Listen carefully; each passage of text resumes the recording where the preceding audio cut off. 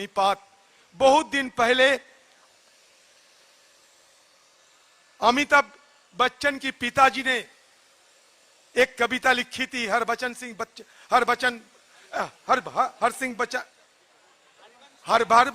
बच्चन साहब ने, कि ये अग्निपात, ये बीजेपी सरकार ने और बीजेपी के नेता मोदी जी और अमित शाह जी ने हर बात में तो रंगीला नारा वो जुटा लेते हैं कहीं ना कहीं से, लेकिन ये अग्निपथ आज सही महीनों में किसमें तब्दील होते हैं।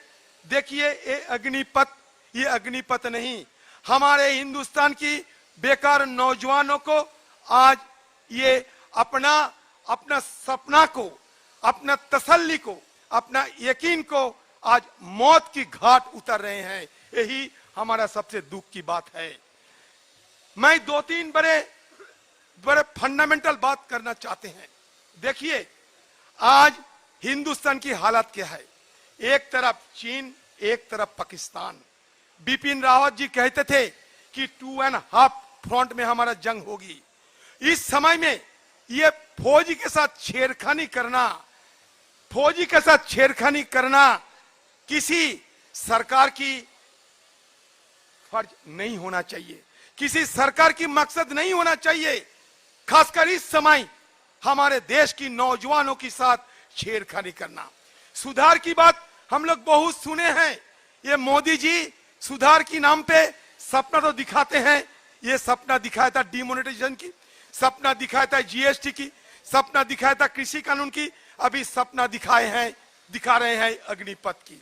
ये क्रांति के नाम पे वो कहते हैं हम देश को विकास करेंगे, लेकिन असलियत में क्रांति के नाम पे वो देश की विनाश करते हैं।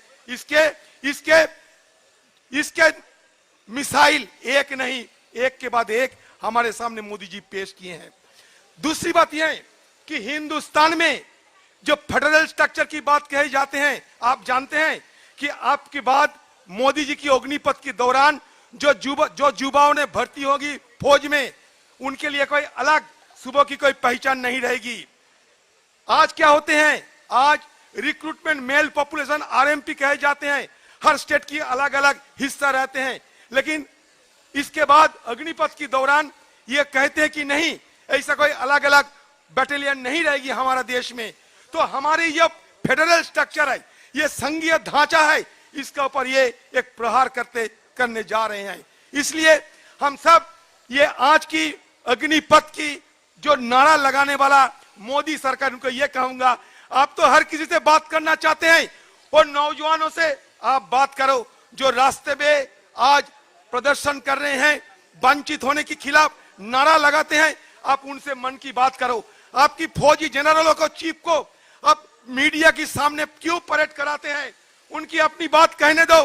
किसी से बातचीत आपने नहीं किया, अपनी मनमानी तरीके से ये कदम लेते हुए अब हिंदुस्तान को सर्वनाश कर रहे हैं।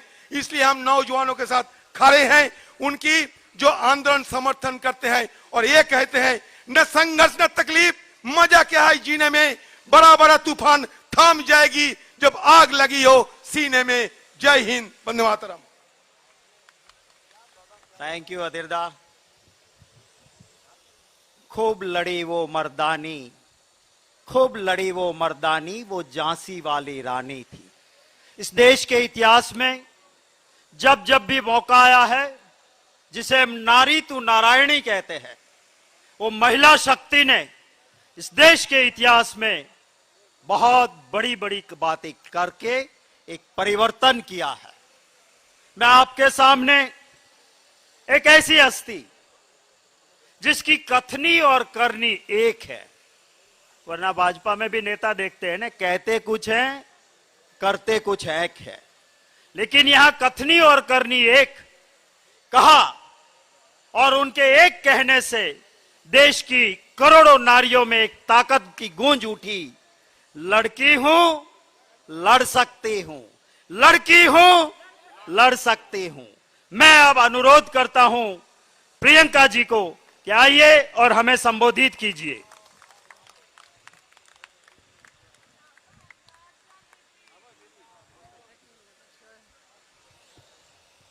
मंच पर उपस्थित कांग्रेस के सभी वरिष्ठ नेतागण, मीडिया के मेरे साथी, आज इस सत्याग्रह के मंच पर खड़े हुए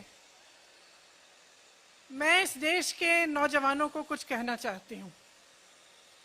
देखिए, आप इस देश का भविष्य हैं। आपसे बड़ा देशभक्त कोई नहीं है इस देश में। मैंने आप जैसे सैकड़ों बच्चों से बात की, आप जैसे सैकड़ों नौजवानों से बात की। जब मैं उत्तर प्रदेश के एक छोटे गांव में 4 बजे सुबह गिरफ्तार होने वाली थी, तब भी मैंने सड़क पर जब देखा तो मुझे 20-30 तुम जैसे नौजवान दिखे जो सुबह सुबह 4 बजे आर्मी में भर्ती होने के लिए ट्रेन कर रहे थे, दौड़ लगा रहे थे। ट्रैक्टरों पे बैठे हुए मैं ऐसे नौजवानों से मिली जिन्होंने मुझे कहा कि दीदी, उम्मीद छूट गई है, खत्म हो गई है। सालों से हम भर्ती का इंतजार कर रहे थे, अब हम गन्ना बेचने जा रहे हैं।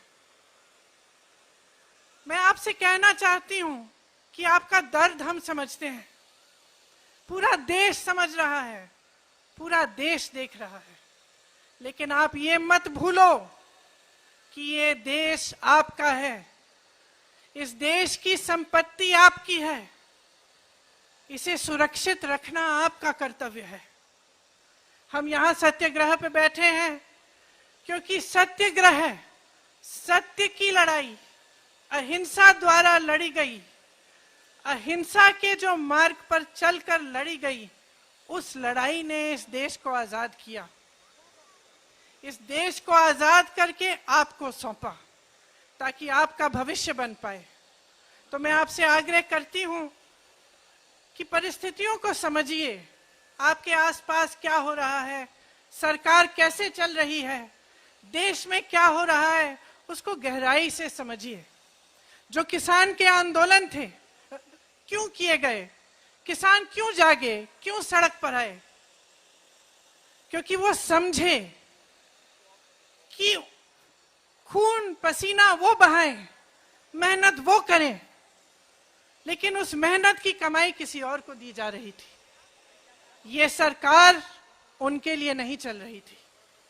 इसी तरह से मैं आपसे आग्रह करती हूं कि समझिए, ये सरकार आपके लिए नहीं चल रही है। ये सरकार इस देश के गरीबों के लिए, इस देश के नवयुवकों के लिए, इस देश की महिलाओं के लिए, इस देश के एक एक देशवासी के लिए जो आज गरीब है, जो परेशान है, उसके लिए नहीं चल रही है ये सरकार सिर्फ बड़े बड़े उद्योगपतियों के लिए चल रही है। और ये जितनी भी स्कीमें हैं जो बार बार आप पे थोपी जाती हैं, ये सोच समझ के किया जा रहा है। ये बात सही नहीं है साथियों कि बगैर सोचे समझे किया जा रहा है। ये सोच समझ के इसलिए किया जा रहा है क्योंकि इस सरकार का सिर्फ एक मकसद है, सत्ता में रहना।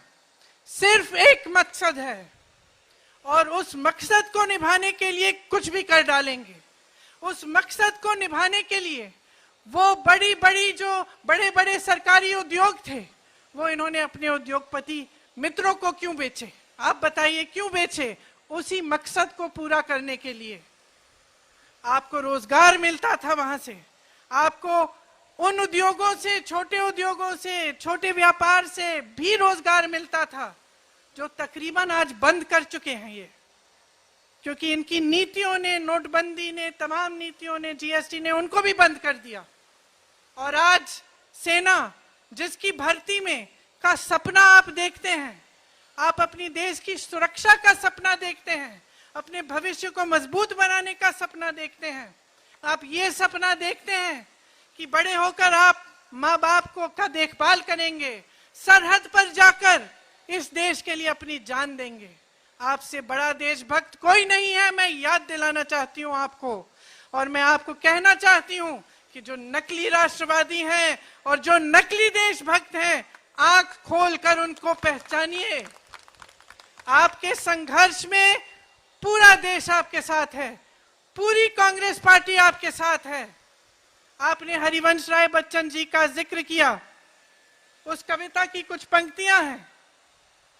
कवि ने कहा है, वृक्ष हो भले खड़े घने, हो घने हो बड़े, एक पत्र छा मांग मत, मांग मत, मांग मत।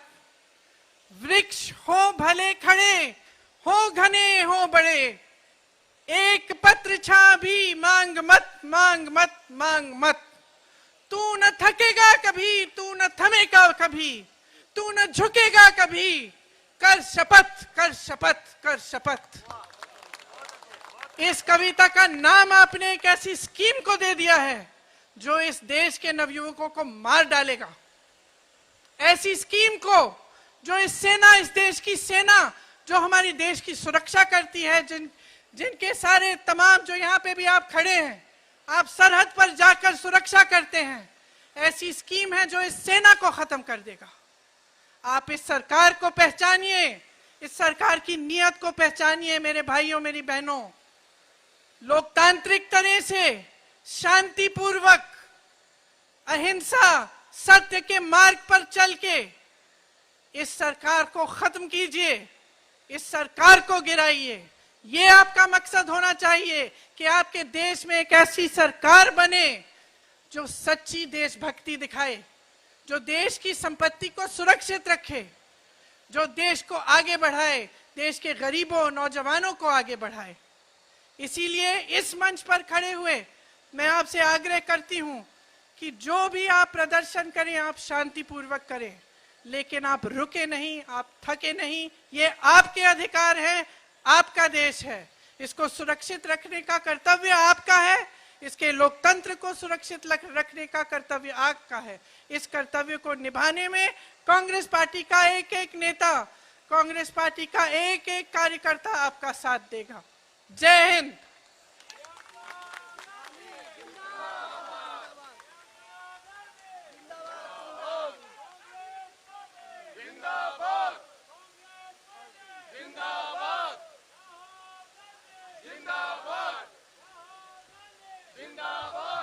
अब मैं लालजी भाई से विनती करूंगा, वो कुछ नारे और कुछ बातें यहाँ पे बताएंगे और उसके बाद हमारे